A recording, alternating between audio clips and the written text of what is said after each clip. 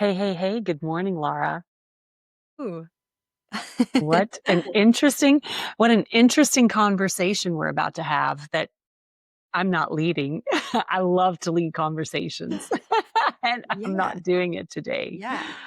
I mean, it is not every day you get to interview Sabine Hutchison on our own podcast series. That's true. Yeah, yeah, I was excited that you said yes to this because I thought it was interesting to talk about the book, but it felt really odd for me just to start talking about it. And I really respect you also with the way that you write and what you do in your thought process, and that you're actually in the process of thinking about writing a book because you recently wrote something about that. And I thought, oh, this would be Yeah. really fun to have a conversation with you. Yeah, well, likewise, I've been, really excited.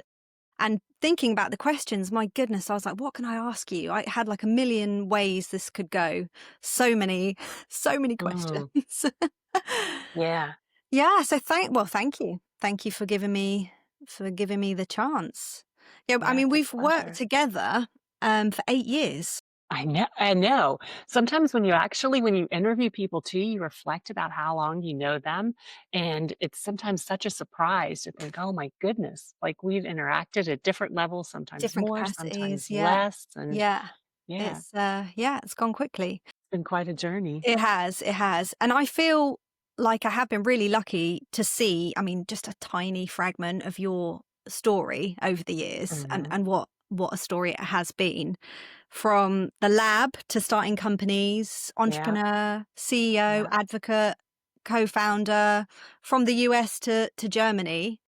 I mean, what a yeah. ride, what a It's ride. been a wild ride. It's so interesting because I was thinking about the question, so I had a chance to reflect on them, and And I really s and I have this thing about reinvention, which I love. I think reinvention is so great, and I started thinking about my career. I'm like, "Oh my god, I'm like the queen of reinvention," and just, yeah, taking risks. So it was a really interesting process for me to be on the other side and to think about myself. Yeah, I can imagine.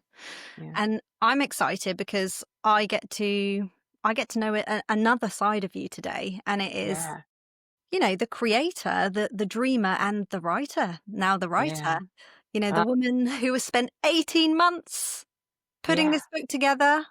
Yeah. Going back through, I think you said decades of notebooks. Is that It right? is. It's so funny. I started to because when this was coming into play too, um, I looked through all of my in my office, I have lots of shelves here, and I've got so many notebooks. It is insane. I love paper, and I love notebooks, and I love writing. So Yeah. maybe that was like an early kind of, yeah, piece of that I would actually write a book. But I had notes everywhere, and that was kind of the inspiration for, Yeah. when I started this, is that we have our lives are filled in thousands of notebooks. And how in the world do we kind of pull all that together?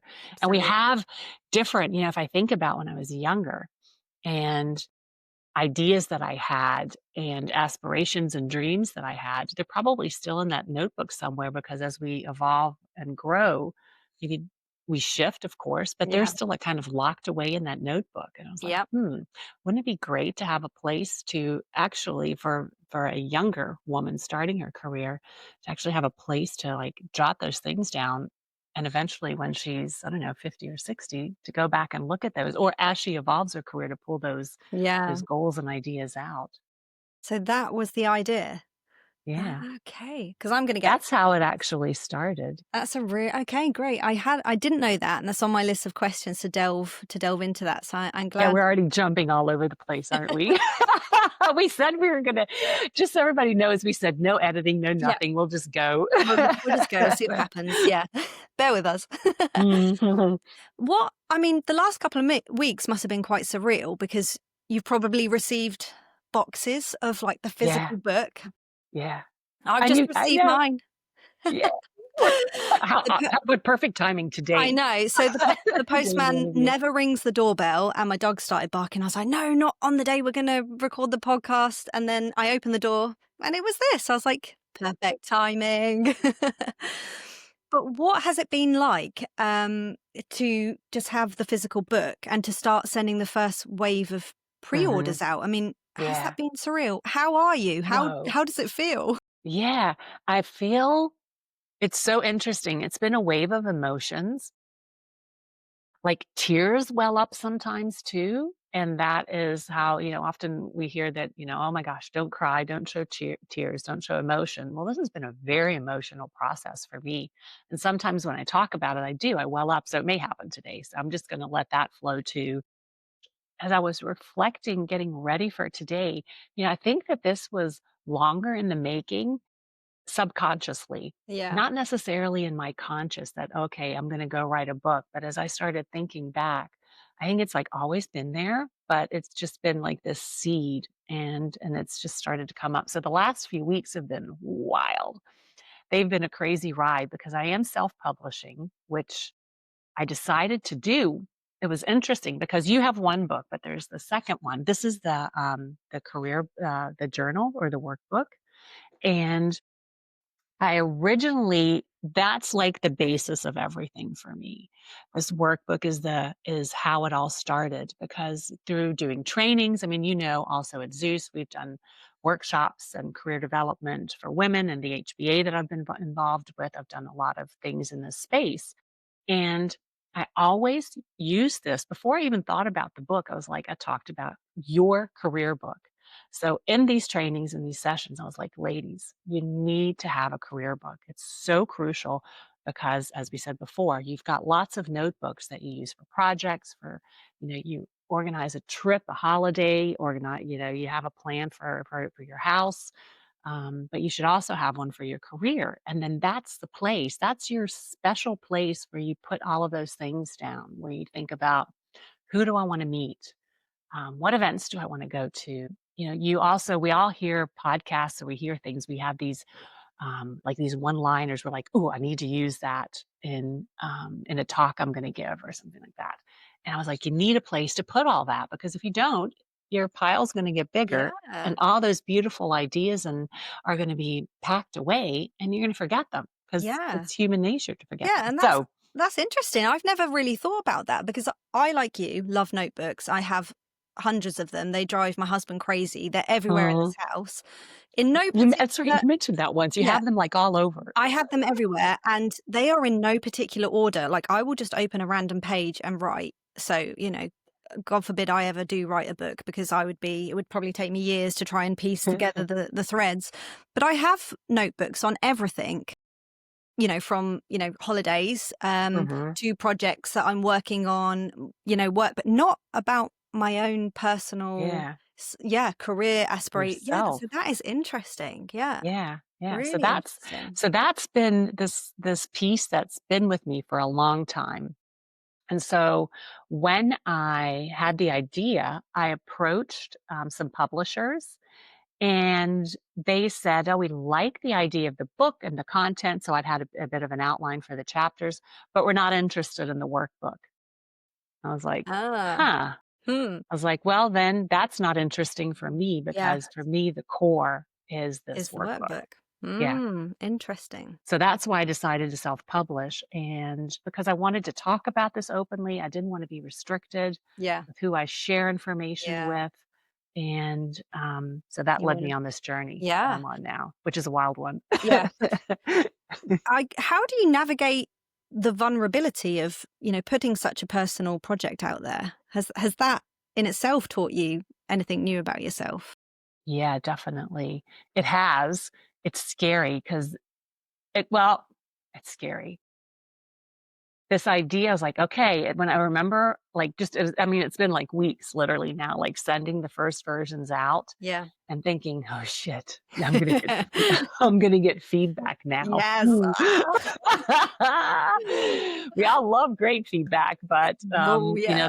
the other kind actually, somebody in the book, one of the ladies that I interviewed talks about feedback and also talks about challenging and critical feedback, that it's a gift. Yeah. So I reflected on what she said. I was like, Uh, "Okay," and her name's also Sabine Hutchison. She said, "Okay, Sabine, you have everything is a gift that you get back.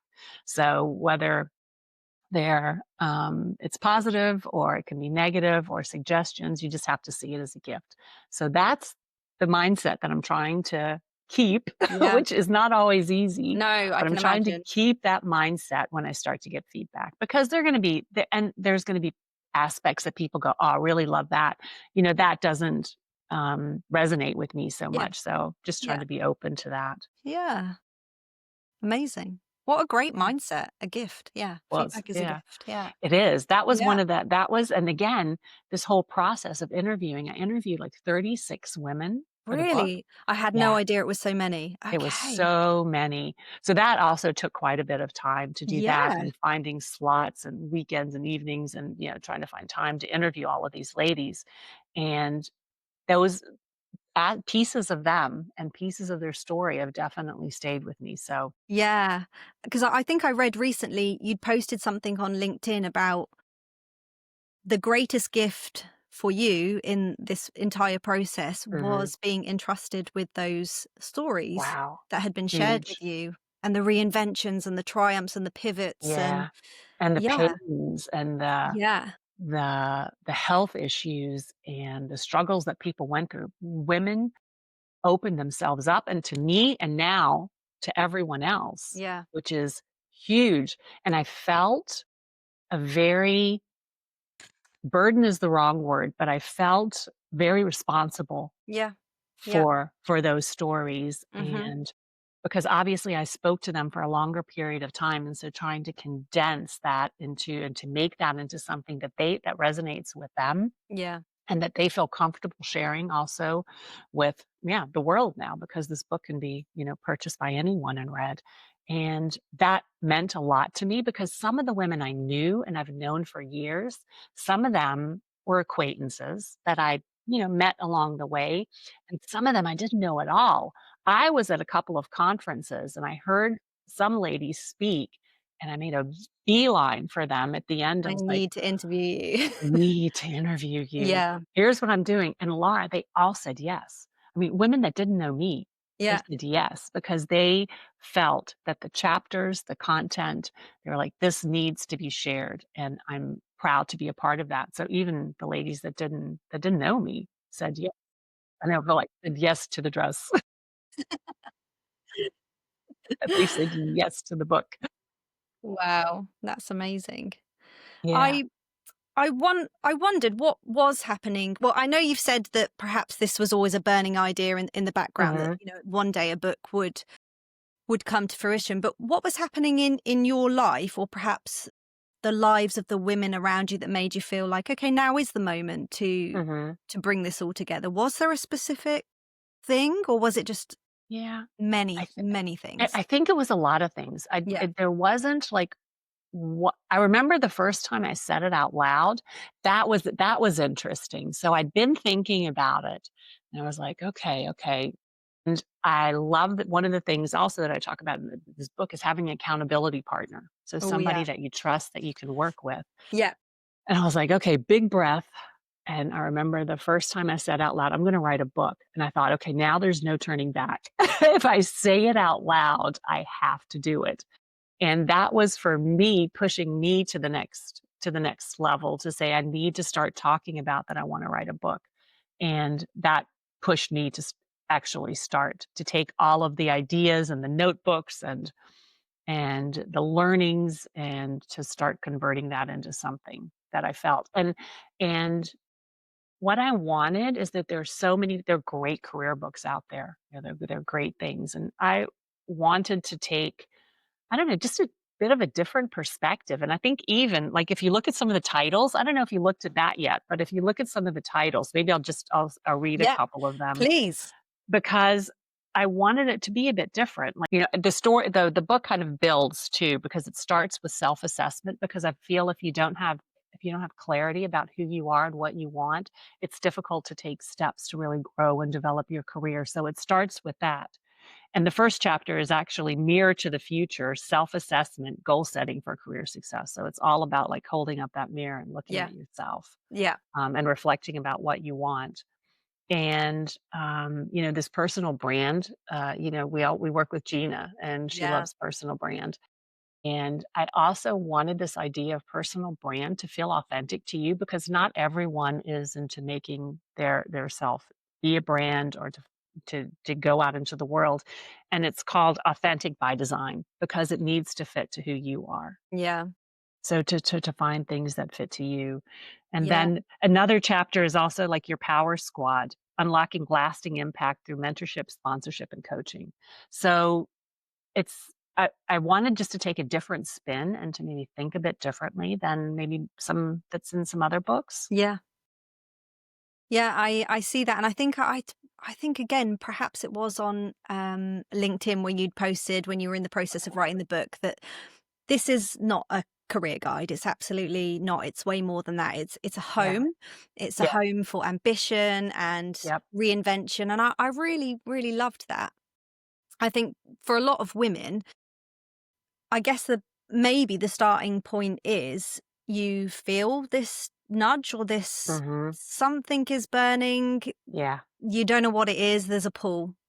Yeah. Where do you start? It's the Yeah. is it that you need to take a step back and, you know, we evolve. We Mhm. change constantly and sometimes we don't realize and the old beliefs, the old values, they don't fit Right. us anymore. Yep. Is that part of, as you mentioned, you know, holding the mirror up? Is Yeah, that yeah, absolutely. yeah, Yeah, I think totally, and being, like, authentic to yourself.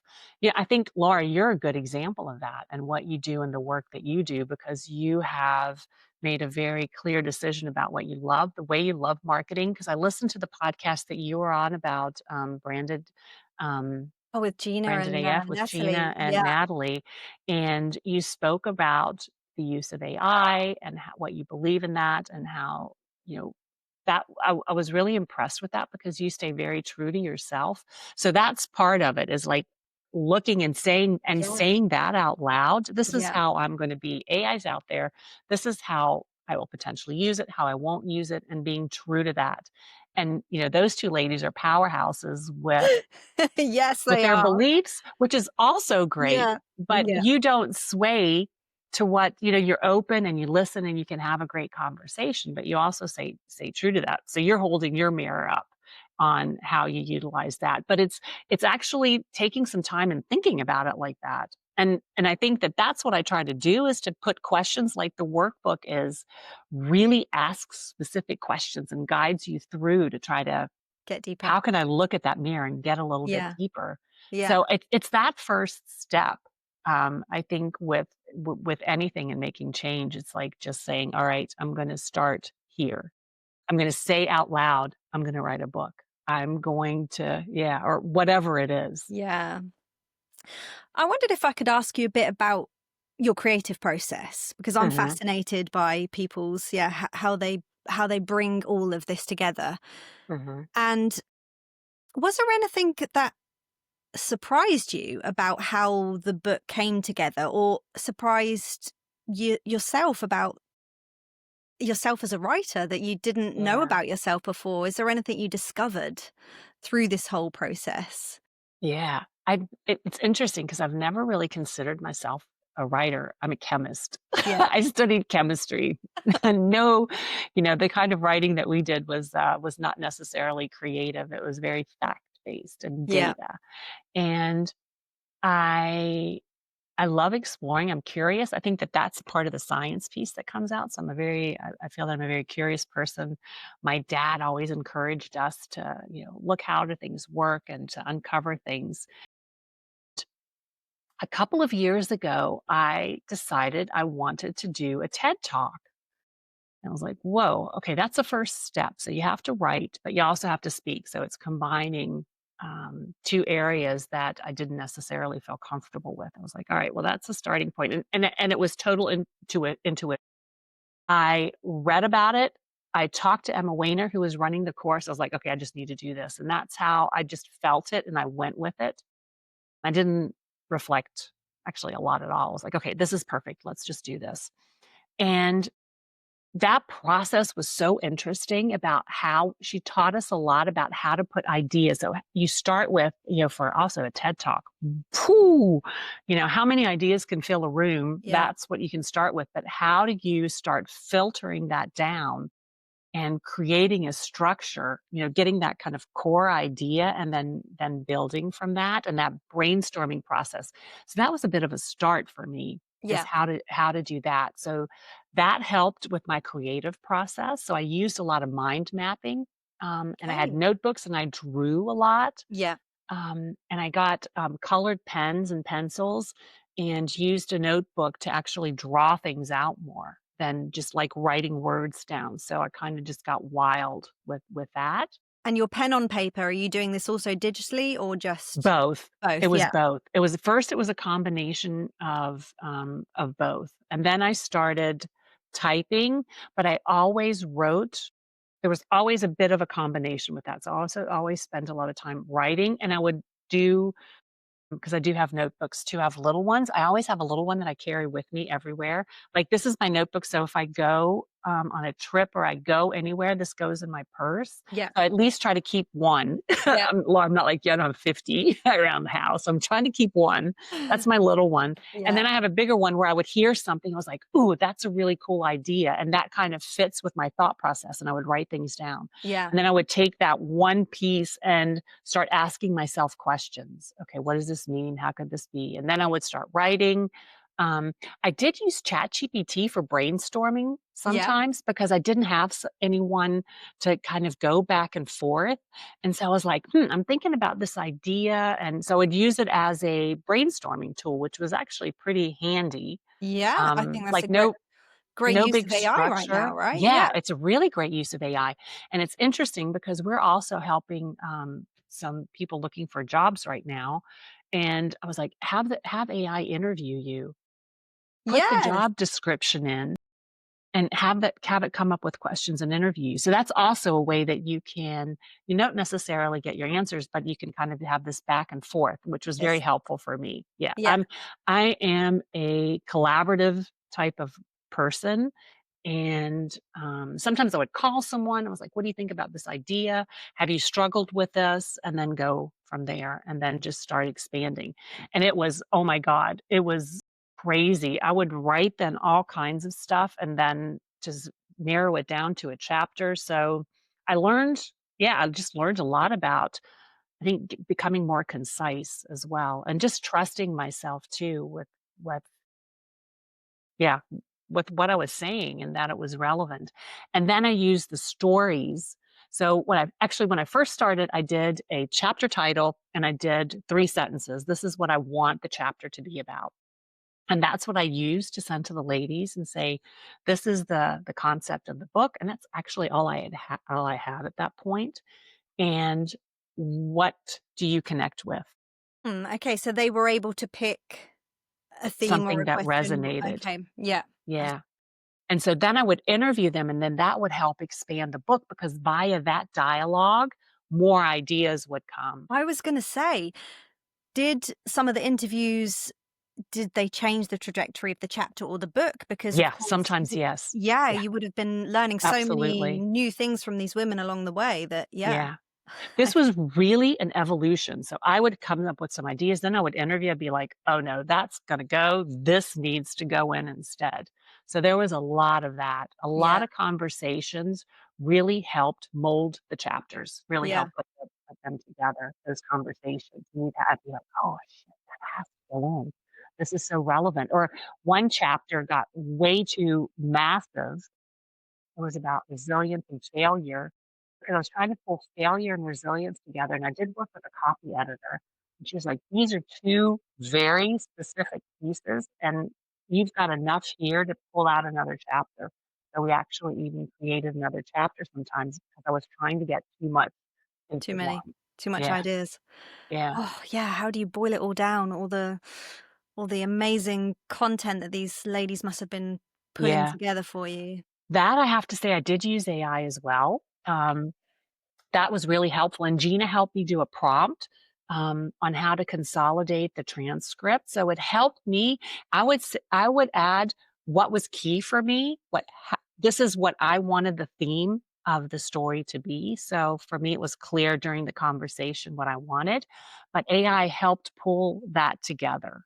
So it helped structure it, and then I rewrote it from that From structure the structure, I because, see, yeah. Laura, I would have taken It would have taken 10 years to consolidate all of that and go through all of that text. I can imagine. My gosh. Do you know So what? I that was a think it really nice tool I to bet, to and use. I think it's really quite refreshing to hear you be so transparent and open about your use of AI, because at the moment for writers, it's a touchy subject, and there's a lot of people that don't want Mhm. to admit that they use it, and there's lots of people who are on anti AI, let's say, in the Yeah. creative space. But these are the types of things that AI can do for us as creatives They're and writers super. so Yeah. well. And I don't think we need to hide the fact that we use it, No. and that we do it. It's about using AI, with purpose, isn't it? Responsibly. And responsibly. Yeah. Yeah. Yeah. For me, yes. I didn't write this book, No. but it supported me in areas that would have taken me much longer, but it was always my vision, and also with helping with the transcripts, I knew what I wanted from that story. It just helped me consolidate it, and then I took that and then brought myself and the women into it. So that was the key piece. Yeah. Wow. And sometimes it would come back and be like, "Ugh, no, this is completely not right." So I really knew what I wanted from those stories. Yeah. So that was key. Yeah, well, that's yeah. I mean, AI couldn't do this book on its own. That just goes to show, Mm-mm. it's a companion, it's a tool that we can use to help us in this creative process. But Yeah, yeah, you still need to be there. you do still need to be there. And Yeah, well, for me, this is about, I think it's important to share how we grow and how I write a book, because maybe somebody else has some great ideas out there. And I don't think you have to be shy or, like you said, be embarrassed about using AI. I think it's about using it responsibly and to be a support in the process, not to do it. yeah, Find your way that works for you. yeah, absolutely, absolutely. I wanted to ask you a little bit about success, Mhm. which is a big theme in the book, Mhm. and I wondered, have perhaps not with the women that you interviewed, because this is so recent, but have there been any moments in your professional career or your journey to date that perhaps some of the women that you've worked with that have maybe profoundly impacted your own perspective of success? Mm. Yeah, that's a really interesting, and there are a lot of stories actually about that and about what is success. Yeah, And I think that for me is also, I hope that that's seen as a red thread throughout the book, is that this success is for you. yeah. I even actually, that's fun. Okay, this is definitely not planned. This is, so Where are maybe we I'll headed? read this. Where are we going? So at the first part of the book, this is who it's for. So it's for the dreamers who see possibilities where others see limits, the change makers rewriting the rules, those who dare to leap, and for those still unsure. May this book remind you that every step is yours to take in your time and in your way. That's the theme. Yeah. That's what success looks like. It's for you. It's not for someone else to define what success looks like. No. It's about what does it mean for you, but take the time to define it. Yeah, so that's what success means for me, that we each have our own definition, and that evolves too. So my idea of success, when I was 21 is different than now. Yeah. And that's a good thing, but, take that and then decide what it is for you, but don't let yourself, and that's really what I want, is that, when I thought about the book too, I wanted it to be a place for everyone. I wanted it to be potentially for someone who starts, somebody who's in the mid part of their, and even some senior people, because I believe that there are aspects that they can utilize and some stories that they can hear, and that maybe trigger ideas or concepts again. But it's about, yeah, what do you want? What is right for you? You don't have to be a CEO. You don't have to be a team lead. You don't, whatever you want to be, Yeah. but be that well. Do Yeah. that well. That's what it's about. Yeah. Being true to yourself, I guess, and letting go of maybe some of the societal expectations as women that we Mm, have, that yeah, for sure. this is success for Yeah, a woman, letting yeah. some of those moments go. We have to be on a board. We have to be a CEO. We have to be, all these, that this is the idea of success. For some women, it Yeah. is, but Yeah. for others, it's not. No. And And I just am such a believer that we don't have to be on a board to be successful. Yeah, absolutely. Yeah, success comes in many shapes and forms, doesn't it? Mm. Yeah. Yep. Yeah, it's deeply personal. Yeah, no, it's good just thinking too, and it's about another thing which I thought was really interesting is that one of the ladies that I interviewed, Caroline Spincic, we talked about passion. And she said, sometimes I feel like I'm a failure because all I hear about is that you have to have a passion. Passion this, passion that. And if you don't have it, well, forget about it because you're not going to be the big why and the big passion. And she said, I've got tons of them. I've got tons of passions. So why can't we have a lot of them? Why do we have to have this big aha passion and this aha big why? This big one path, this bit, This yeah. one thing. And I Yeah. thought that was really interesting too. That's another thing that I took. I was like, you can Yeah. have lots of them. I Yeah. have them. I have this. I love clinical research. That's what I do in my work. I love talking to people. I love I have so many different things that I'm interested in. So Yeah. that was I a love nice way that. to think about that. Yeah, that really resonates with me because I felt that the last couple of years, this pressure to figure it out or to have Hmm. this one goal, Yeah. and achieve it. And Hmm. I have many ideas and many interests, Yeah. and sometimes I can feel like I'm getting left behind or I'm not on the right path. But Yeah. and my husband recently has achieved his lifelong dream, and it's made me really question myself. Um, he's gone off and he's done this training and he's worked incredibly hard, Hmm. and it's done. He's out there living this one goal that he has had since he was like a young kid, Right. and it has really shook me. And I'm happy for him, and I am over the moon. But at the same time, I'm like, I haven't done it. I haven't figured it out yet. I Hmm. haven't achieved, and I've been questioning and going back and thinking, have I missed it? But then I'm slowly coming around to this idea that I'm not just a No. one goal person or a one passion person. There's many paths I can Yeah. walk and will walk, and the world needs both of those kinds of people, right? Absolutely. Yeah, Yeah. And yeah, what a great, like, comfortable place to be to go, "Yeah, I've got lots, and I'm gonna write the book. I'm gonna do more interviews yeah, for podcasts. Laura, you're great at this. I'm gonna do this." And that's such a fantastic thing. You don't have to have the one. yeah. And I think it's Yeah. great that yeah, I'm so happy to hear more conversations around this because Mhm. I think as women, we're sold some hard, well, they're kind of lies. They're not truths. That things have to be a certain way, and Mhm. this is the path, the only Yeah. path, and this is success. And so it's good to hear. It's good to hear different versions of that and different. Yeah, absolutely.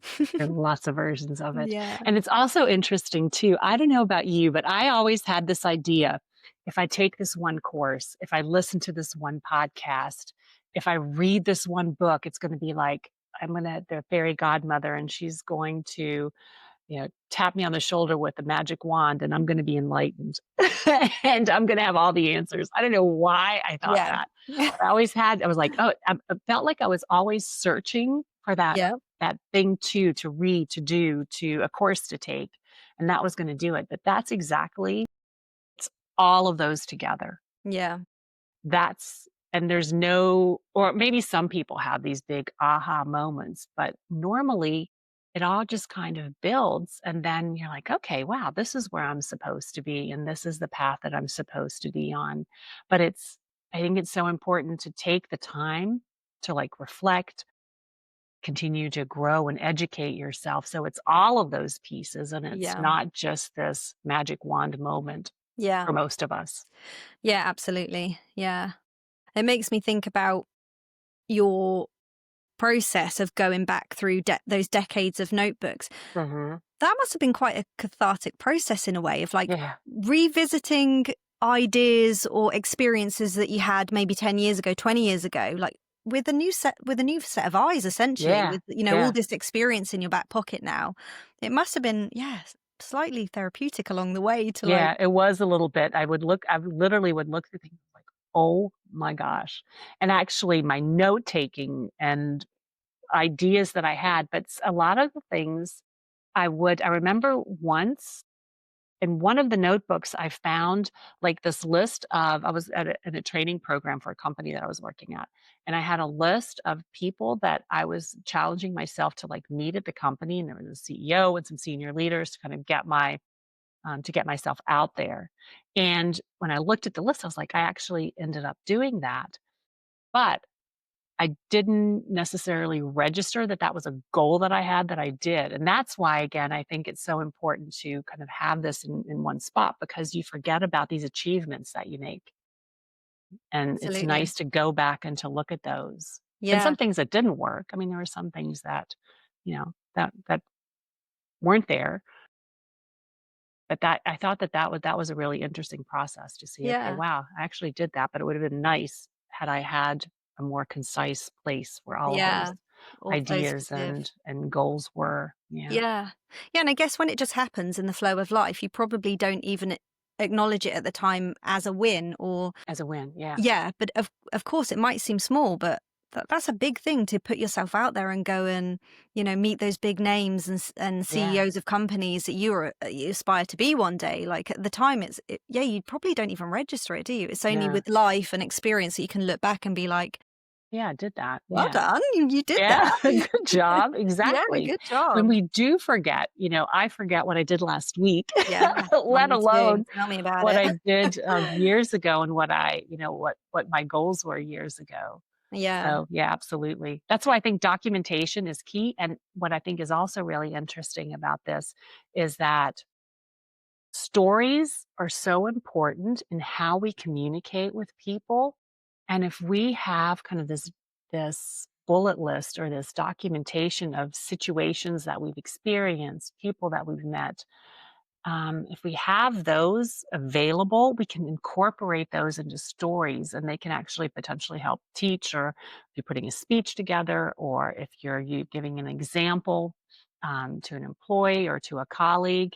If Yeah. you have those available, it's so much easier to weave those into conversations. And I'm such an advocate. I tell people this all the time: write these things down, write these situations down because you're going to forget them, Yep. and what seems minuscule that is it not that maybe feels not relevant could be really relevant in the future.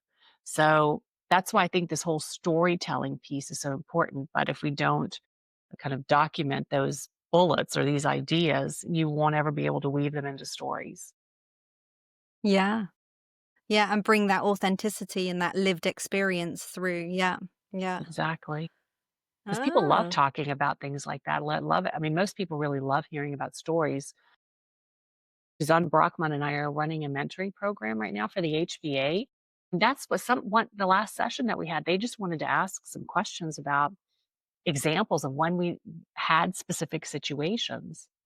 And it's really? because I have a tendency to do this. I write these things down Yeah. and they're aware to me because I look through them sometimes too.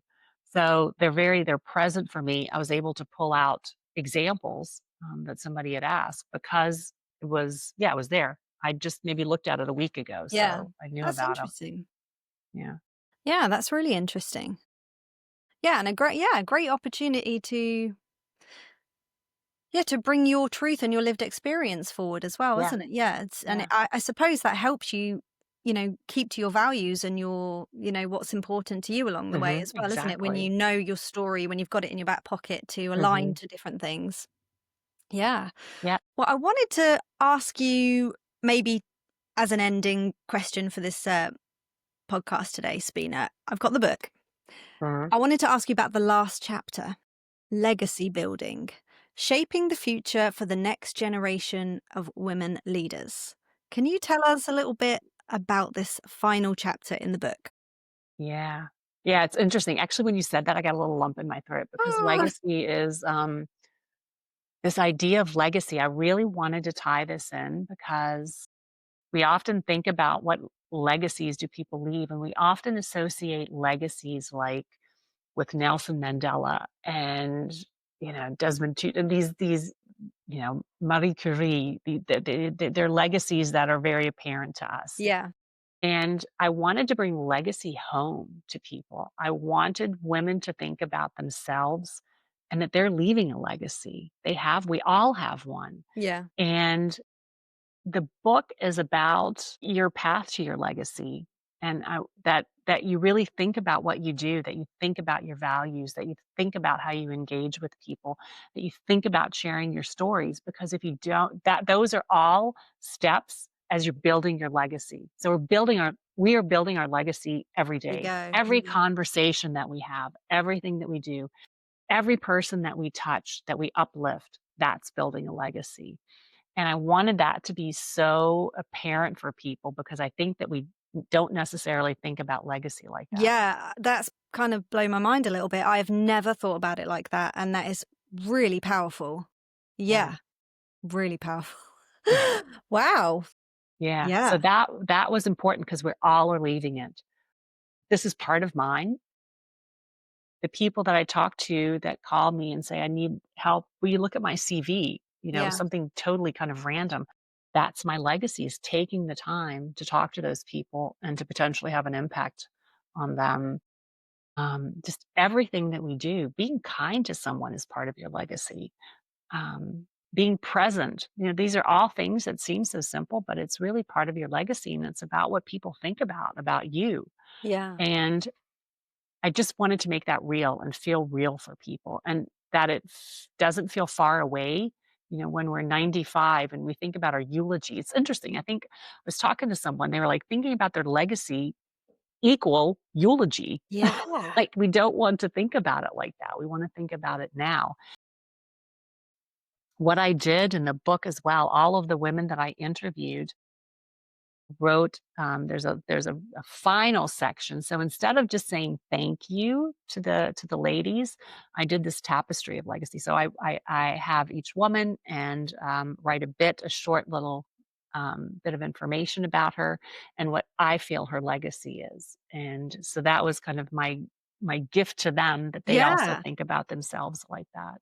What was that like showing the women that contributed? Did you show them before the booklet was published? I'm Yeah, presuming you did. I did. Yeah, What were their I had to get consent forms. Yeah. There's the legal aspect of all of this emotional, Yeah, beautiful. of I had course. to get a consent form What were signed. some of the reactions? Because that must be, I'm imagining, somebody doing that for me, or can imagine you giving me one. What were some of the reactions that you got from some of the women that Uh, feature in that?